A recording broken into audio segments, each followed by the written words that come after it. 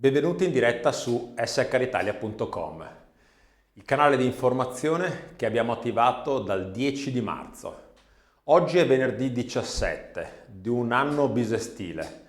Le cose non stanno certamente andando bene, ma noi siamo qui con fiducia guardando alla prossima ripresa. Quindi la puntata di oggi è una puntata piena di speranza, è d'altra parte venerdì. Spazio alle notizie dell'ultima ora, come sempre, poi un focus dedicato ai temi della sicurezza. Ieri abbiamo fatto un webinar molto interessante su quelle che sono le misure che le aziende devono approntare per preparare la ripresa dell'attività produttiva e del lavoro. Oggi ho condensato in 10 regole, 10 punti da attenzionare, da ricordare. Poi in coda un'intervista molto bella a Monica Chiari. Monica Chiari è il direttore del personale di Cameo. Cameo sta super lavorando in questo momento perché tutti noi a casa stiamo preparando dolci o preparando cose buone. Bene, ci racconterà come l'azienda sta affrontando questo periodo così strano, così particolare e così ricco di lavoro. Questi sono i temi della puntata di oggi. Noi ci siamo presi un impegno, quello di restare qui fino alla fine del lockdown, con la speranza che sia anche prima del 4 di maggio, ma comunque fino al 4 maggio resteremo qui. Notizie, informazioni utili, storie, spunti di riflessione, uno sguardo al domani, soprattutto nella puntata del venerdì. Cominciamo però passando in rassegna quelle che sono le notizie più importanti che sono state pubblicate nei quotidiani o sono uscite tra ieri e questa mattina. Nella giornata di ieri l'INPS ha pubblicato il messaggio numero 1648 con cui ha dato conto della proroga dei termini sino al 3 di maggio per la fruizione del congedo parentale per Covid. Se ricordate, nella puntata di ieri avevamo dedicato un approfondimento al messaggio uscito il giorno prima, quindi 2 giorni fa, con cui l'INPS aveva illustrato le modalità di fruizione di questo congedo speciale. Mancava questo messaggio, è arrivato ieri e ieri quindi l'INPS ha confermato che il congedo parentale per Covid per i genitori che hanno figli fino a 12 anni che stanno a casa durante il periodo della sospensione scolastica o per genitori con figli disabili si potrà godere e richiedere fino al 3 di maggio. Ricordo un passaggio del messaggio dell'altro ieri, un passaggio importante perché cosa ha detto l'INPS? Ha detto che i lavoratori che sono stati collocati in cassa potranno decidere se restare in cassa o optare in luogo della cassa per il congedo parentale per Covid. Le due tutele hanno infatti diversi presupposti, diverse finalità e anche un differente trattamento economico per cui il lavoratore potrà in alcuni casi, specie quando pensiamo agli impiegati con retribuzioni più alte, per il lavoratore sarà più conveniente stare al 50% in congedo parentale piuttosto che in cassa, dove sappiamo ci sono limiti massimali per le indennità. Tra le tante notizie che sono uscite nei giornali di oggi ne abbiamo selezionate alcune. La prima che riportiamo si allaccia a quello che abbiamo appena toccato, perché permessi 104 e cassa. Nel messaggio di 2 giorni fa l'INPS, mentre dice che permesso parentale, congedo parentale per Covid, il lavoratore può optare, nel caso invece di permessi 104 e cassa o fissa 0 ore, il lavoratore non può optare, quindi con la cassa 0 ore tagliati i permessi aggiuntivi della legge 104. L'INPS chiarisce che si applicano in questo caso le regole generali senza deroghe e quindi cassa 0 ore, fissa 0 ore, cassa in deroga 0 ore, dalla 104 si va in cassa. Viceversa, se è riduzione di orario, si dovranno fare i riproporzionamenti. Tra le notizie importanti di ieri, quella che riguarda il settore del credito, le banche. Qui parliamo del settore del credito, non del credito cooperativo. È stato sottoscritto l'accordo tra parti sociali per disciplinare il ricorso al fondo di solidarietà di settore. Anche i dipendenti quindi del mondo delle banche potranno avere accesso a 9 settimane di copertura con integrazione del reddito percepito da parte della propria banca. Questa è una delle punti più qualificanti dell'accordo sottoscritto ieri. Nella giornata di ieri è stato poi sottoscritto anche l'accordo sulla sicurezza, il protocollo di sicurezza per le aziende del comparto della moda. Nella puntata di ieri dicevo che era in firma per la giornata di ieri, è stato così, quindi a quelli che ieri hanno chiesto all'indirizzo emergenza@spolverato.com il protocollo, dico rimandateci la mail, oggi lo abbiamo e quindi possiamo metterlo a disposizione di tutti. Quindi comparto moda, sottoscritto il protocollo di sicurezza per le aziende del comparto con le misure da adottare per consentire la ripresa delle attività produttive e la ripresa del lavoro. Anche nel settore della ceramica è stato sottoscritto un protocollo ad hoc con forme di controllo e sicurezza che permetteranno di mantenere le distanze di oltre 1 metro tra i lavoratori, possibilità di controlli e screening sierologici per tracciare eventuali malati asintomatici. Anche qui il protocollo è disponibile e lo possiamo mettere a disposizione a chi lo richiede all'indirizzo emergenza@spolverato.com.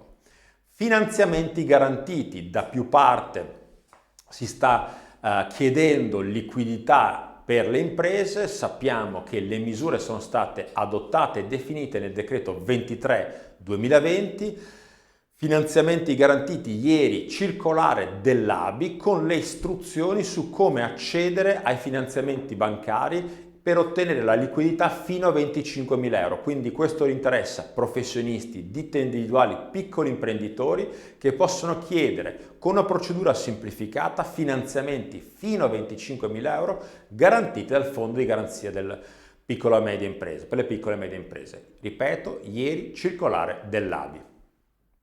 Tra le notizie, dicevo, della giornata ne ho selezionate 3 di importanti o comunque curiose. La prima mi ha colpito.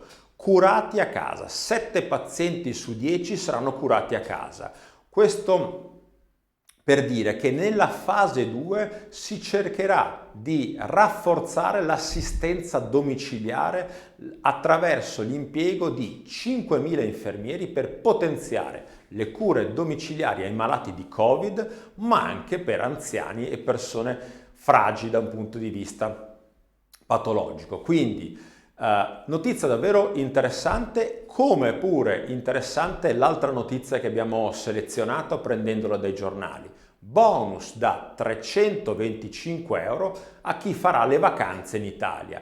Nel decreto di aprile, che è chiamato per la settimana prossima, dovrebbe andare in Consiglio dei Ministri lunedì per poi essere pubblicato nel corso della settimana, nel decreto di aprile dovrebbe essere introdotta una detrazione fiscale per i lavoratori dipendenti e professionisti con redditi fino a 26.000 euro per ottenere quindi un bonus da 325 euro per fare le vacanze in Italia. È una delle tante forme di sostegno che il governo metterà in campo con il decreto di aprile per ridare un po' di speranza, vita e liquidità alle aziende che devono ripartire. Bonus da 325 euro.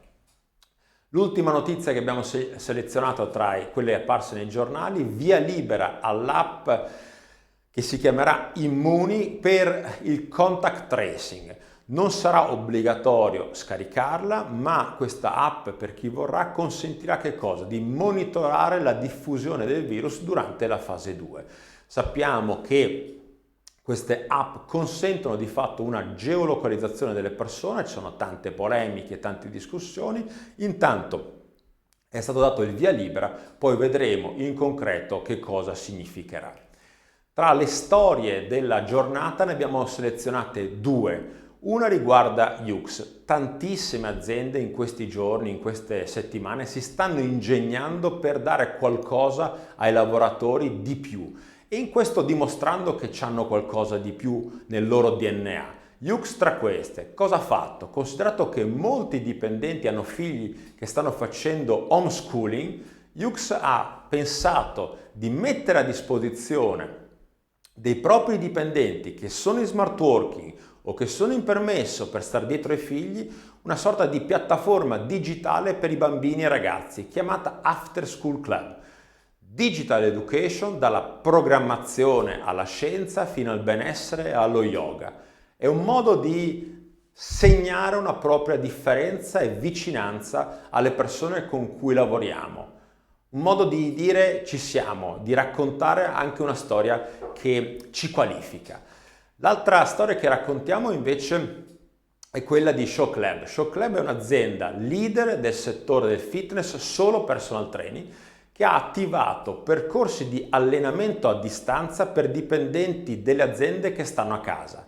Già diverse aziende, anche grandi, anche grandissime, hanno comprato questi corsi per allenare i propri dipendenti, allenarsi per essere pronti e mantenersi in forma, attraverso piattaforme digitali di personal training. È un modo di sentire anche questo, un modo di raccontare la propria specificità, la propria specialità. Virtual Training Group. Nel Sole 24 Ore di oggi abbiamo poi pubblicato il nostro manifesto, molti ci hanno raccontato che l'hanno visto e ci fa piacere, è un modo di dichiarare quello che noi pensiamo in questo momento. Per le informazioni, le notizie, le storie sapete che potete accedere al nostro magazine laborability.com sia nel web, sia nel mobile, sia in Facebook e troverete tutte le notizie che raccontiamo e le storie, come quella ad esempio di Luxottica che vedete in sovraimpressione. Il focus di oggi è dedicato ai temi della sicurezza. Tutte le aziende stanno iniziando a programmare il rientro, qualcuno in verità non si è mai fermata, qualcuno ha ripreso adesso, qualcuno sta riportando i propri dipendenti un po' alla volta dentro le fabbriche, dentro gli stabilimenti. Nel webinar di ieri abbiamo approfondito i temi. Oggi un condensato, 10 punti di attenzione. Come sempre ricordo che i materiali della diretta sono liberamente accessibili, gratuitamente, possono essere scaricati dal nostro sito www.skritalia.com. Le 10 regole. Primo, dobbiamo informare i nostri dipendenti. L'informazione può essere fatta con le modalità più diverse, quelle più idonee. L'importante è che le persone siano informate. Comunicazione scritte, comunicazione via email, comunicazione anche tramite WhatsApp. Le informazioni cosa dovranno riguardare? Intanto l'obbligo di restare a casa se si è in stato febbrile, che è stato dichiarato stato febbrile quello che sta sopra i 37,5 gradi. Se si è in stato febbrile o sintomi influenzali, l'obbligo è stare a casa. L'altra informazione da dare è chiarire bene e indicare bene quelle che sono le disposizioni predisposte dall'azienda per consentire il rientro in azienda. Linee guida, protocolli, regole da rispettare in materia di sicurezza per quando si rientrerà. Ingresso in azienda.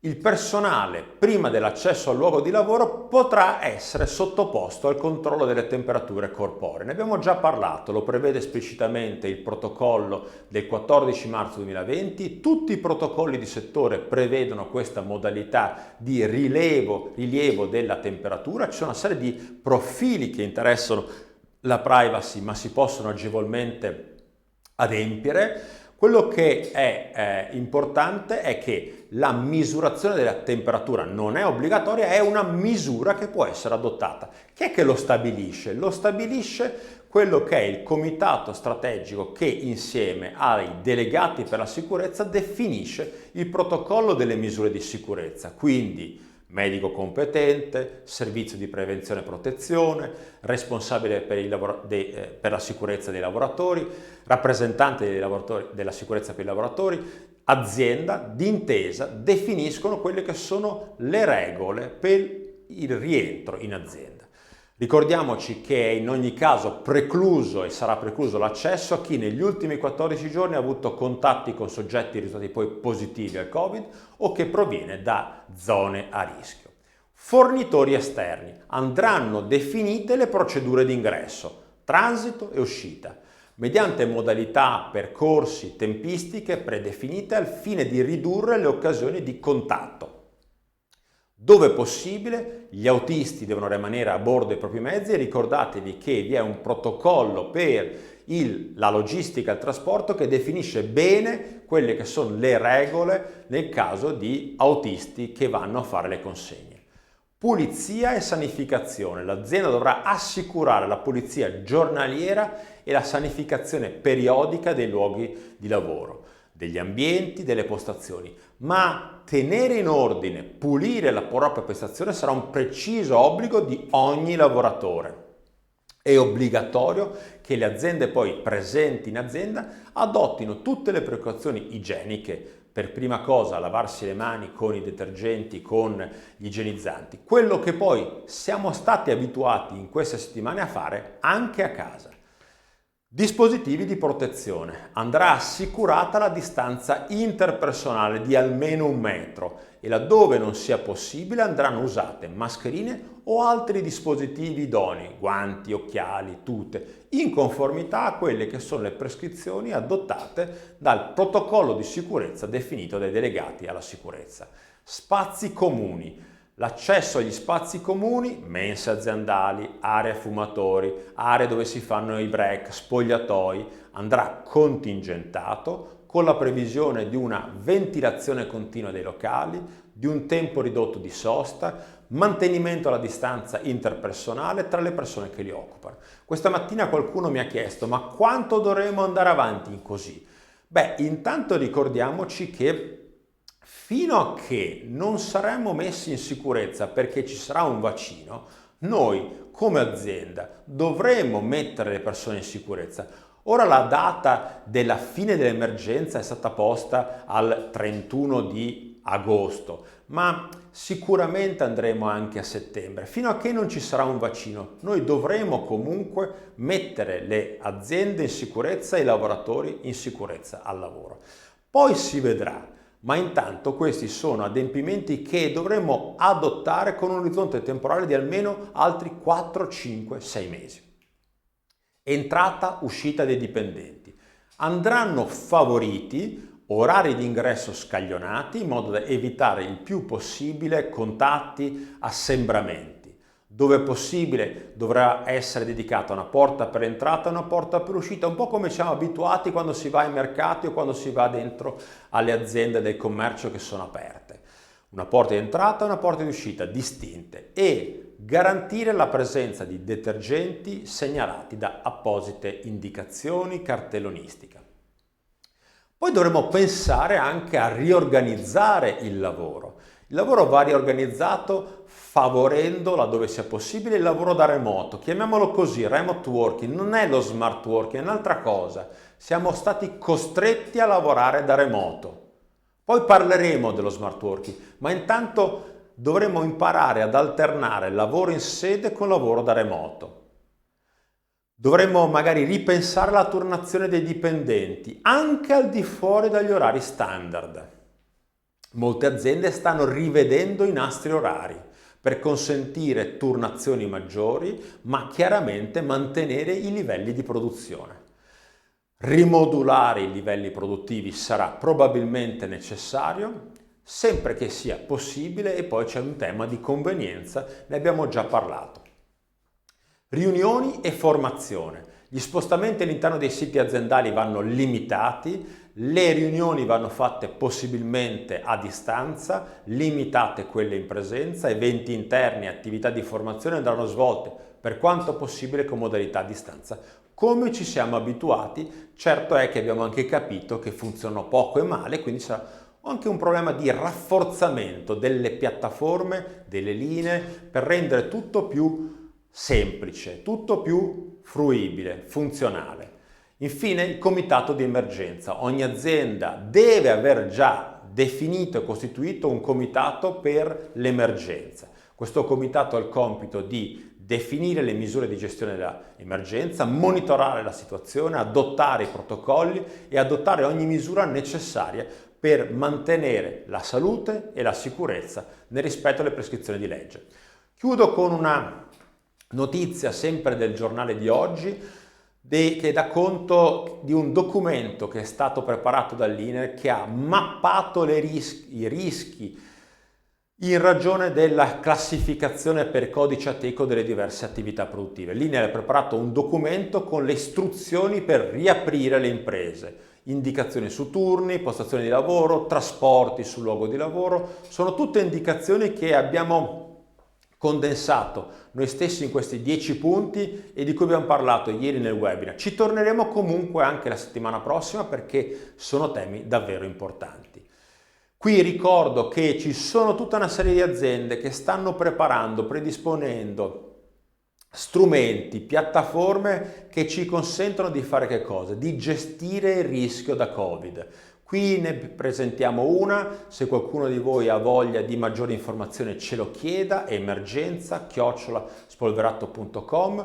Questa è un'azienda che ha predisposto una piattaforma per mappare i rischi da Covid attraverso un articolato sistema che consente di monitorare continuamente qual è il rischio per il singolo lavoratore e quali sono i provvedimenti organizzativi da adottare. Ed è un'azienda che lavora soprattutto nel settore della logistica e degli stabilimenti produttivi, per capirci è quella che sta lavorando in questo momento con Ferrari.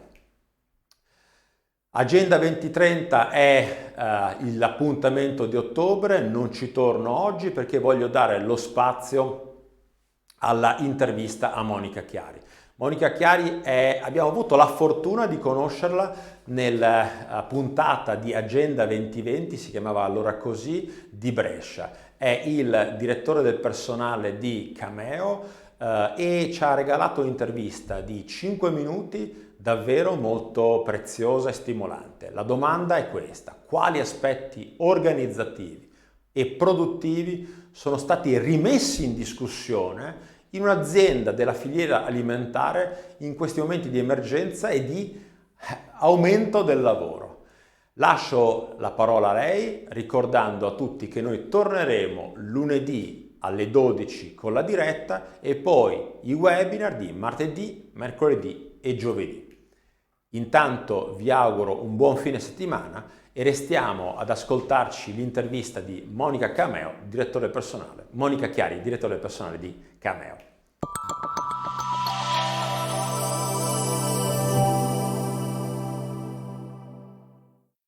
Buongiorno a tutti, sono Monica Chiari, Head of HR di Cameo, azienda alimentare specializzata in torte, pizze e dessert. Cameo ha sede a Desenzano del Garda e conta circa 350 collaboratori.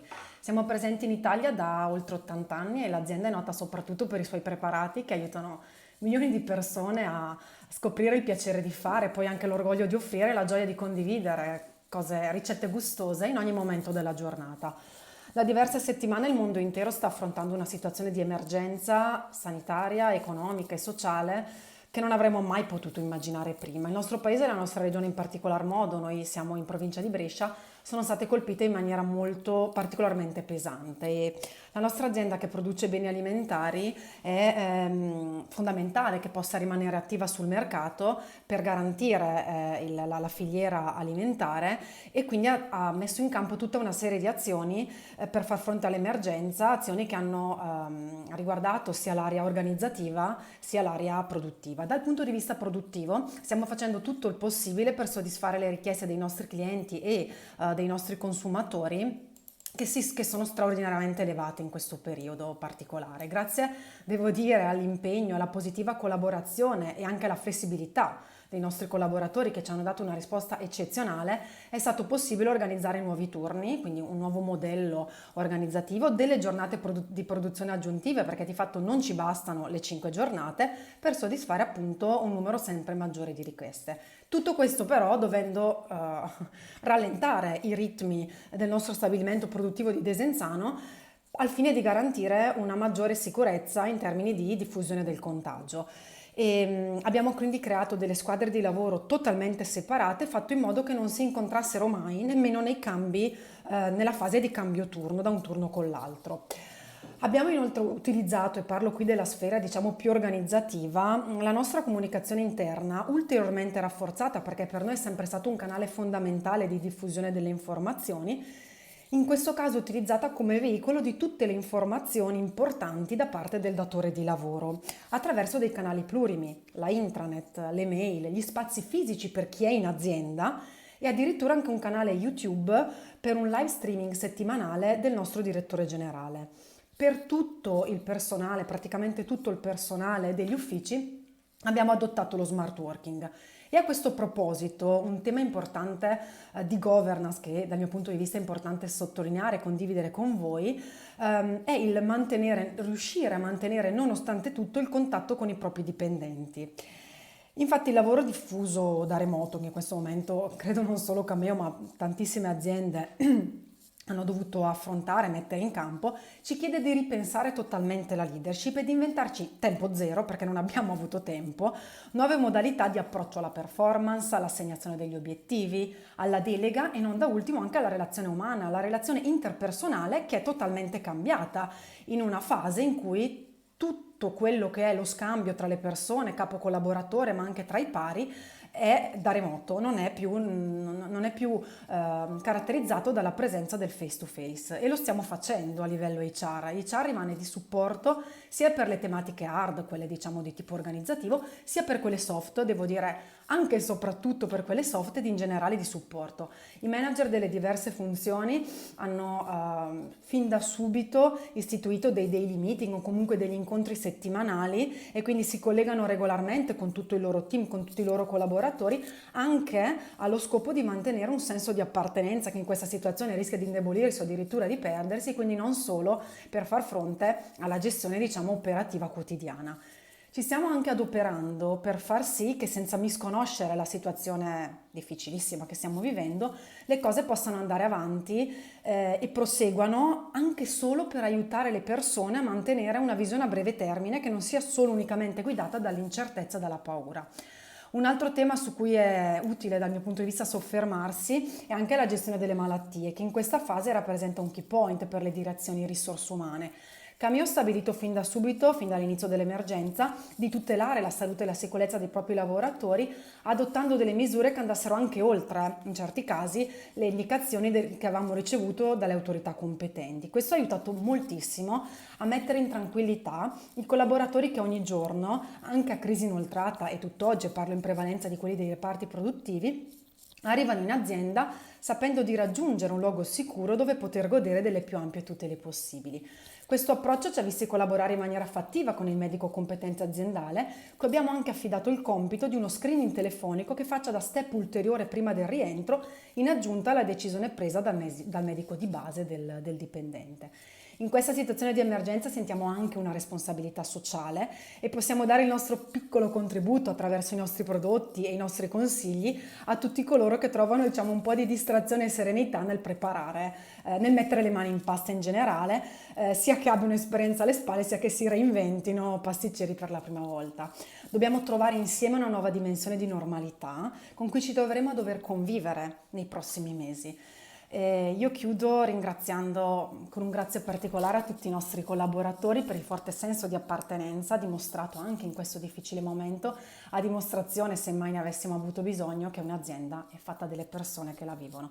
In bocca al lupo a tutti noi. Grazie.